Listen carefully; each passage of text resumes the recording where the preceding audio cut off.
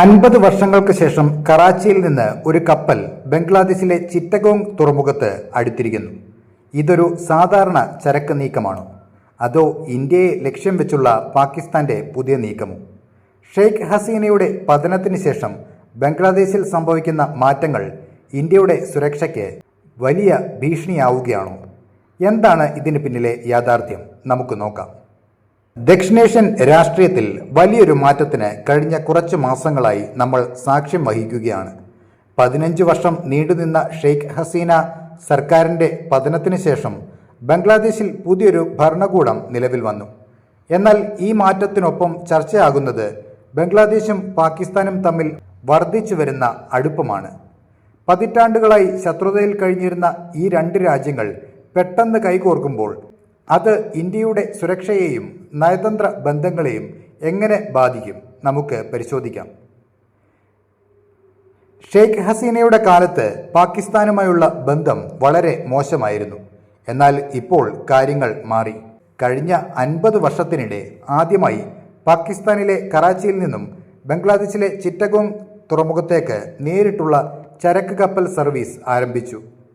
Dubai വഴിയുള്ള പഴയ root ഒഴിവാക്കി ഈ നേരിട്ടുള്ള ബന്ധം സാമ്പത്തികമായതിനേക്കാൾ രാഷ്ട്രീയമായ ഒരു സന്ദേശമാണ് നൽകുന്നത്. പാകിസ്ഥാൻ ഹൈക്കമ്മീഷണർ സയ്യിദ് അഹമ്മദ് മാറൂഫ് ബംഗ്ലാദേശിലെ താൽക്കാലിക ഭരണകൂടത്തിലെ പ്രധാനികളുമായി തുടർച്ചയായി ചർച്ചകൾ നടത്തുകയും ചെയ്യുന്നുണ്ട്. വിസ നിയന്ത്രണങ്ങൾ നീക്കുന്നതിനെക്കുറിച്ചും വ്യാപാരം വർദ്ധിപ്പിക്കുന്നതിനെക്കുറിച്ചും ഗൗരവമായ ആലോചനകൾ നടക്കുന്നുണ്ട്. ഏറ്റവും ശ്രദ്ധേയമായ കാര്യം സൈനിക ഉദ്യോഗസ്ഥർ തമ്മിലുള്ള ആശയവിനിമയമാണ്. ഔദ്യോഗിക സ്ഥിരീകരണങ്ങൾ കുറവാണെങ്കിലും പാകിസ്ഥാന്റെ ചില ഉന്നത ഉദ്യോഗസ്ഥർ ബംഗ്ലാദേശ് സന്ദർശിച്ചതായും സൈനിക തലത്തിൽ സഹകരണം വർദ്ധിപ്പിക്കാൻ ശ്രമിക്കുന്നതായും റിപ്പോർട്ടുകളുണ്ട്. ബംഗ്ലാദേശ് സൈന്യത്തിന് ആവശ്യമായ വെടിക്കോപ്പുകളും മറ്റ് സൈനിക ഉപകരണങ്ങളും പാകിസ്ഥാൻ വാഗ്ദാനം ചെയ്തിട്ടുണ്ട്.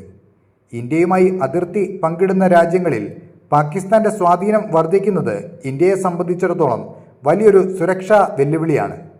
പ്രത്യേകിച്ച് ബംഗ്ലാദേശ് ആർമിയിൽ പാകിസ്ഥാൻ അനുഭാവമുള്ള ഒരു വിഭാഗം ശക്തിപ്പെടുന്നു എന്ന വിലയിരുത്തലുകളുണ്ട്. ബംഗ്ലാദേശിൽ ഇപ്പോൾ പ്രകടമാകുന്ന ഇന്ത്യ വിരുദ്ധതയ്ക്ക് പിന്നിൽ ചില വ്യക്തമായ കാരണങ്ങളുണ്ട്. ഷെയ്ഖ് ഹസീനയെ സംരക്ഷിക്കുന്നത് ഇന്ത്യയാണെന്ന ധാരണ ബംഗ്ലാദേശിലെ ഒരു വിഭാഗം ജനങ്ങൾക്കിടയിലുണ്ട്. മാലദ്വീപിന് സമാനമായി ബംഗ്ലാദേശിലും ഇന്ത്യൻ ഉൽപ്പന്നങ്ങൾ ബഹിഷ്കരിക്കാനുള്ള ആഹ്വാനങ്ങൾ സജീവമാണ്. ജമാഅത്തെ ഇസ്ലാമി പോലുള്ള സംഘടനകൾക്ക് ഭരണകൂടത്തിൽ ലഭിക്കുന്ന സ്വാധീനം ഇന്ത്യ വിരുദ്ധതയ്ക്ക് ആക്കം കൂട്ടുന്നുണ്ട്. ഇവിടെയാണ് പാകിസ്ഥാന്റെ പ്രോക്സി കളി ആരംഭിക്കുന്നത്.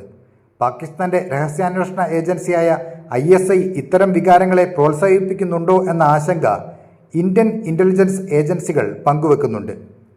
എന്തുകൊണ്ടാണ് ഇന്ത്യയെ ഈ മാറ്റങ്ങൾ ആശങ്കപ്പെടുത്താൻ സാധ്യതയുള്ളത്? സിലിഗുരി ഇടനാഴി ഇന്ത്യയുടെ വടക്കുകിഴക്കൻ സംസ്ഥാനങ്ങളെ ബന്ധിപ്പിക്കുന്ന ഈ ചെറിയ ഭാഗത്തിന് സമീപമാണ് ബംഗ്ലാദേശ്.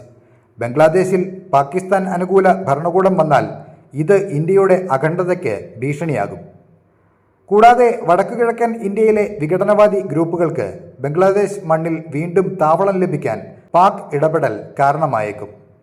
അതുമാത്രമല്ല, പാകിസ്ഥാനൊപ്പം ചൈനയും ഈ സാഹചര്യം മുതലെടുക്കാൻ ശ്രമിച്ചാൽ ഇന്ത്യ രണ്ടു വശത്തു നിന്നും സമ്മർദ്ദത്തിലാകും. ബംഗ്ലാദേശുമായുള്ള ബന്ധം പഴയ നിലയിലാക്കുക എന്നത് ഇന്ത്യക്ക് വലിയൊരു നയതന്ത്ര വെല്ലുവിളിയാണ്. പാകിസ്ഥാന്റെ ഇടപെടലുകൾ കേവലം വ്യാപാരത്തിൽ ഒതുങ്ങുന്നതല്ലെന്നും അതിനു പിന്നിൽ വ്യക്തമായ രാഷ്ട്രീയ ലക്ഷ്യങ്ങളുണ്ടെന്നും ലോകം കാണുന്നുണ്ട്. വരും മാസങ്ങളിൽ ബംഗ്ലാദേശ് എടുക്കുന്ന ഓരോ തീരുമാനവും ദക്ഷിണേഷ്യയുടെ ഭൂപടത്തിൽ വലിയ മാറ്റങ്ങൾ വരുത്തും. ഇന്ത്യ ഇതിനോട് എങ്ങനെ പ്രതികരിക്കുമെന്ന് നമുക്ക് കാത്തിരുന്ന് കാണാം. ഈ വിഷയത്തെക്കുറിച്ചുള്ള നിങ്ങളുടെ അഭിപ്രായങ്ങൾ താഴെ കമൻറ്റ് ചെയ്യുക. കൂടുതൽ വാർത്തകൾക്കായി സബ്സ്ക്രൈബ് ചെയ്യുക. അപ്പോൾ മറ്റൊരു വാർത്തയുമായി വീണ്ടും കാണാം. നന്ദി.